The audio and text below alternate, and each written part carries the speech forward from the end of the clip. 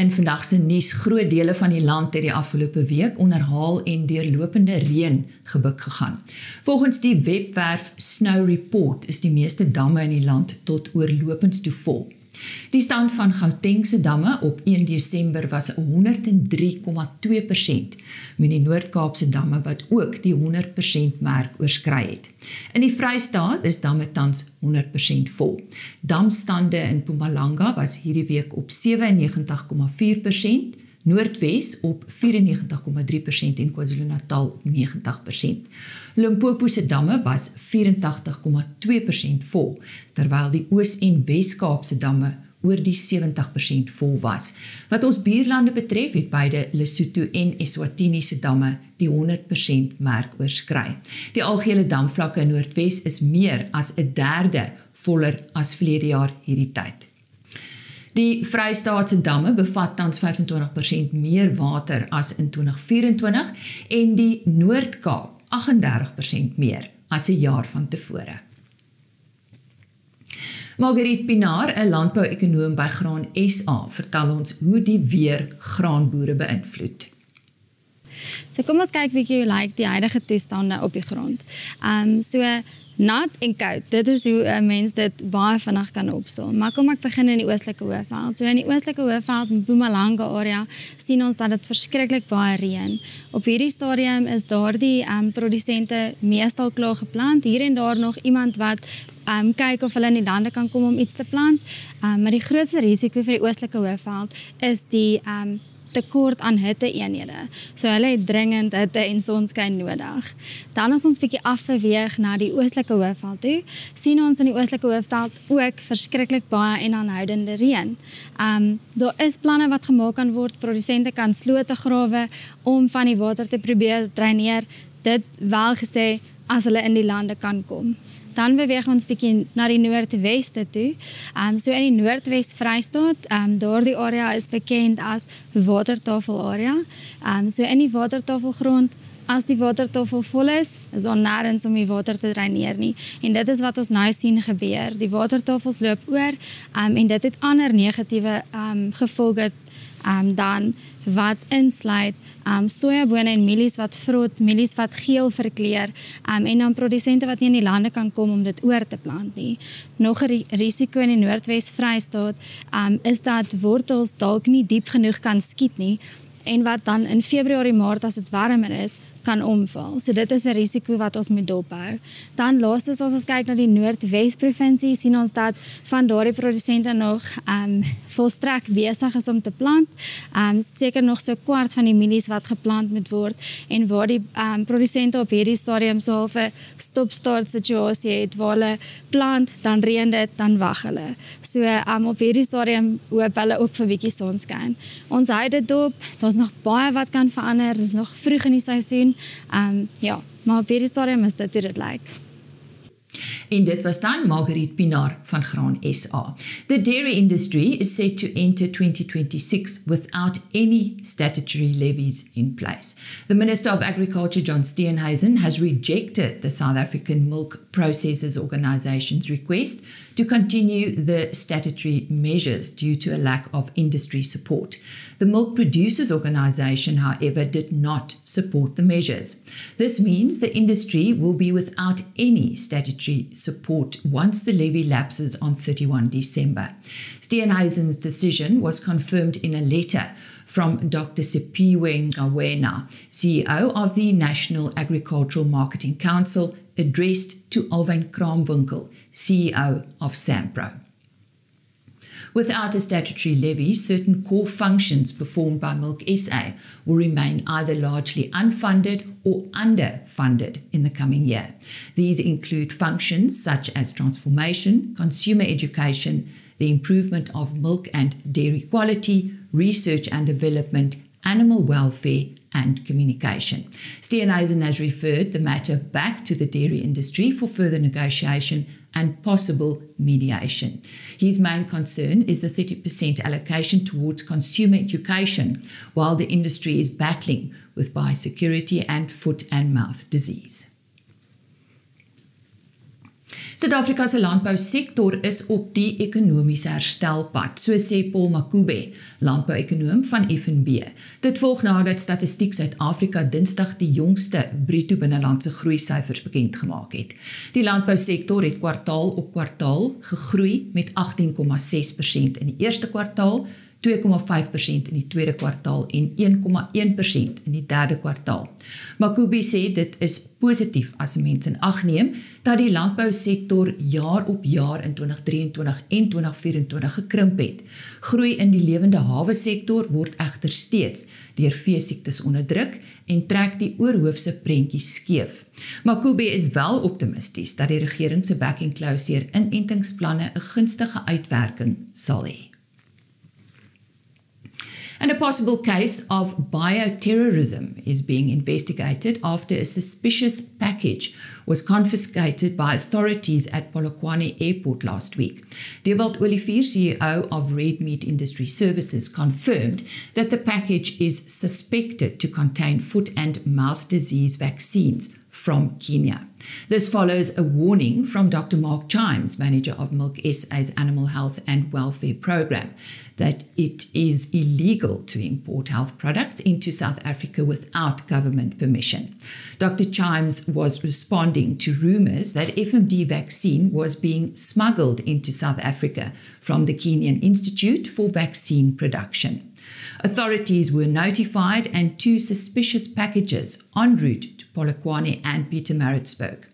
Olivier said the flight route was from Kenya to Polokwane, Polokwane to Pietermaritzburg, and Pietermaritzburg to Tanzania. The package contents were indicated as betanol. Graan SA en die Suid-Afrikaanse Vereniging vir Graan en Oliesaadhandelaars het in 'n verklaring gesê die huidige koring-invoertarief is ondoeltreffend en bedreig die lewensvatbaarheid van die plaaslike koringbedryf. Volgens Richard Kriege, voorsitter van Graan SA, kan die stadige aanpassing van die tarief onherstelbare skade aan plaaslike produksie rig en produsente onder groot finansiële druk plaas. Die laer tarief van R616 per ton is wel geaktiveer, maar sal eers in werking tree wanneer dit amptelik in die Staatskoerant gepubliseer word. Tot dan bly die hoër tarief van R851 per ton van toepassing, wat ekstra kostes vir invoerders en medelaars kan beteken. Dr. Andre van der Vyver, uitvoerende hoof van Sakota, stel voor dat die huidige stelsel deur 'n outomatiese sneller meganisme vervang moet word.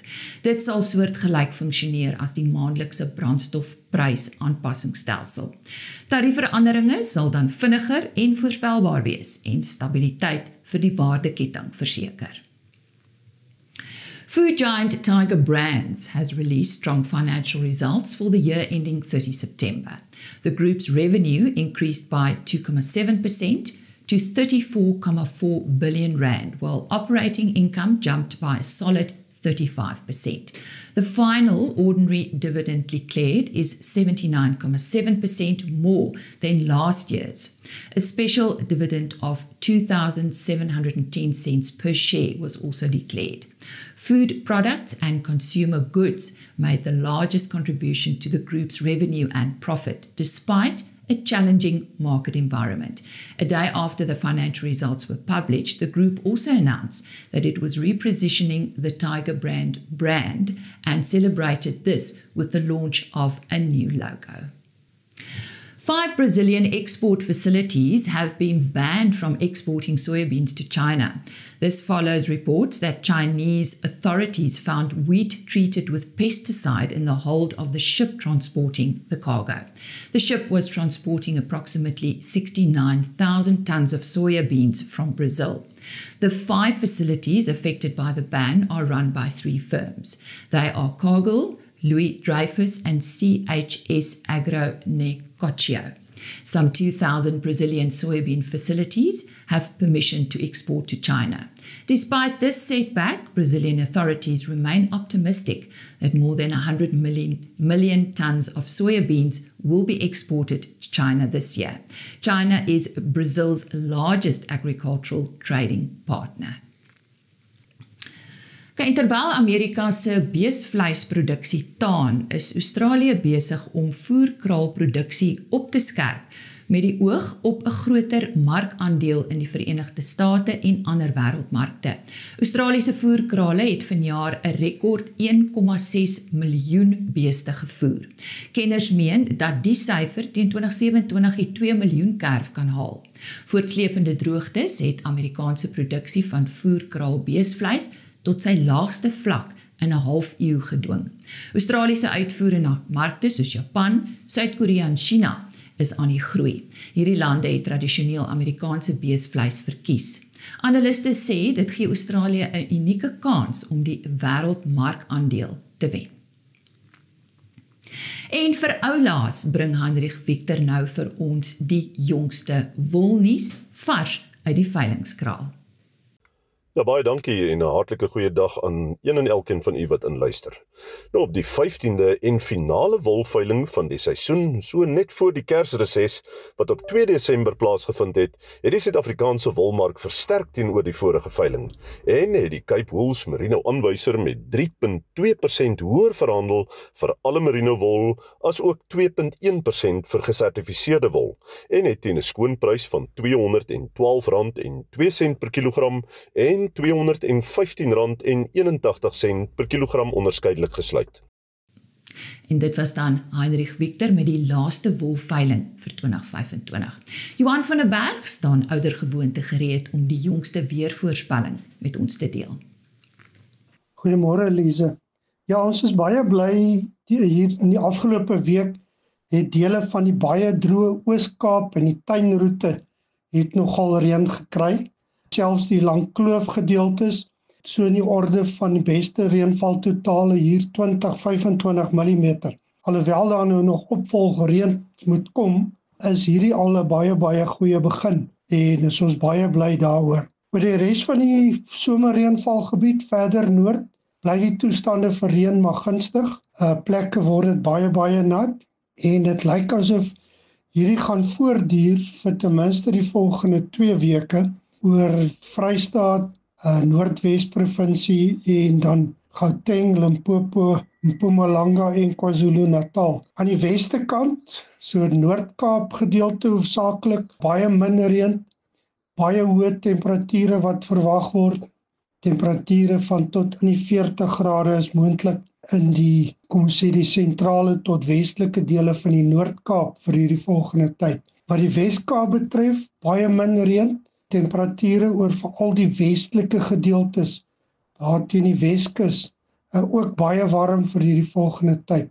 Daar kan dalk hier en daar ligte baie voorkom, hier rondom die 11de, 12de kant, maar as dit gaan voorkom, gaan dit maar baie lig wees. Kyk ons 'n bietjie langer termyn, dit lyk of die La Nina in die afgelope week wel 'n piek bereik het. Al 4 die belangrike Nino gebiede het by 'n draaipunt gekom en begin effens verwarm. So daar kan dalk weer 'n verandering plaasvind of korttermyn, maar dit lyk asof die draaipunt bereik is, want die langertermyn voorspellings het ook gewys dat hier November, Desember dat die draaipunt bereik gaan word. Daarmee saam het die Indiese Oseaan sommer baie sterk ook geswaai.